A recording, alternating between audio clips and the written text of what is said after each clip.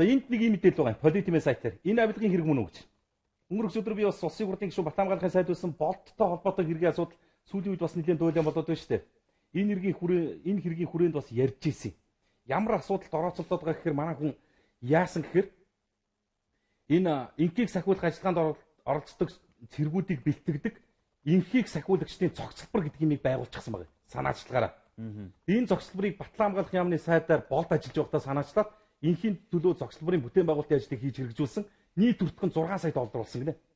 Инхийн төлөө цогцлбор нь Улаанбаатар хотоос 30 км-ийн зайд орших Баг Баян гэдэг амралтын газрын суурин дээр боссон. Нийтдээ 81 гаалбад бүхий газрыг Батлан хамгаалах яамны тусгай хэрэгцээний зориултын эдэлбэр газар болох асуудлыг мөн улсын хурал танилцуулж шийдвэр гаргуулсан хүн байна. Тэгсэн чинь энэ хүн дээр үүсгээд ингээд шалгадаг.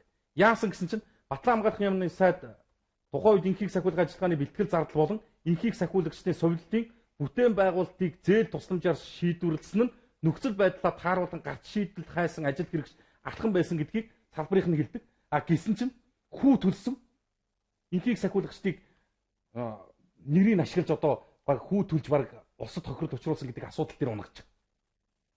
Гэтэл энэ бүтээн байгуулалтынхаа төлөө авилгын хэрэгт буруутгахтаад явж хахад энэ бүтээн байгуулалт нь одоо өнөөдөр Батлан хамгаалахын салбарт өнгөрсөн 100 жилийн туршид хийгдэг бүтээн байгуулалт болсон байж байгаа.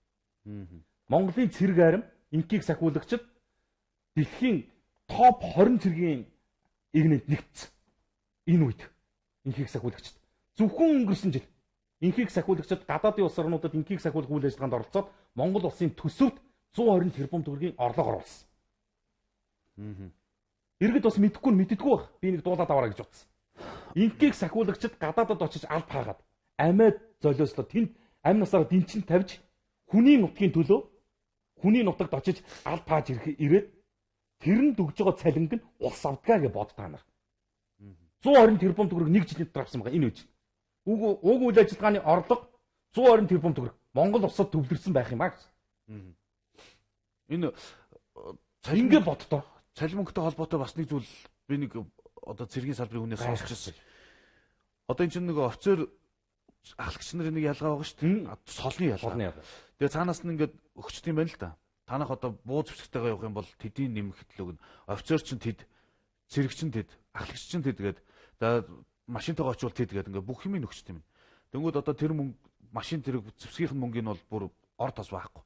А тэгээд нөгөө явж байгаа хүмүүсээ бүгднийг ахлагчийн цалингаар тооцчихд юм байна л. Офицер гэдэг. Солны зөрүүгийг бас арилгах. Тий, одоо бүгд $1500 гэдэг ч юм уу. $1000 гэдэг ч юм уу, $500 гэдэг ч юм уу. Ингээд бүгднийг тэгшдэгчдэг. Уул нь бол зарим нь 5000 зарим нь тэр нуглааны мөнгнүүд хайчих бодож шин.